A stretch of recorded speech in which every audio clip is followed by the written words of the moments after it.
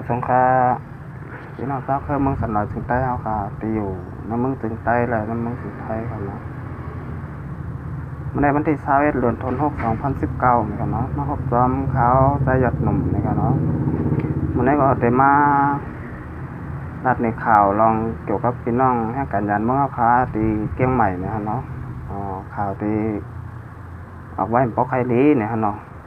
มันได้ก็มีจุ่มใต้เอาค่ะหลายๆจุ่มนี่แหละได้มาอ่านข่าวนี้เนี่ยฮะเนาะครับ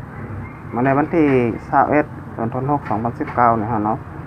ซุ้มไตในเกียงไหมนี่หลายๆซุ้มรวมกันยินผลดิกและซับแจ้งข่าวลองข่าวเกียงไหมนิ้วออกมาเมื่อวันที่18เดือนธันวาคม2019ลองกล่าวในว่าลูก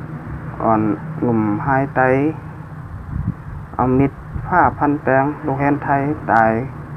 กว่า2ก้อนั่นเป็นรองกล่าวนี้ไปมีรองข้อมูลยืนยันว่าเปลี่ยนไตต่อถึงเมื่อเร็วเจ้าหน้าที่ตำหนดก็ตึก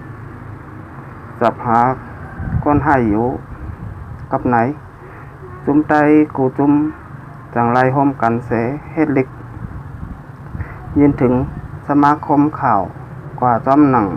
ในพื้นดิกนั่นอยู่ยาวในค่ะเนาะเอาค่ะข่าวในปนก็ออกกันไม่เอาค่ะเนาะแต่ขาก็ใครมาลาดแทงเนี่ยก็เนาะเพราะว่าเขาขาเป็นคนใต้กันเนี่ยฮะเนาะก็โดยไรจอยๆกันออนกันออกมาลาดเนี่ยฮะเนาะอันที่ปนมาว่ามันในเขาขาเนี่ยเนาะมันเพราะมันแมนเนี่ยเนาะว่ามันแมนเนี่ยก็เป็นสังฮะเนาะเอาคามันได้แต่มารัดกันได้ก็ค่ะเนาะแล้วก็จบ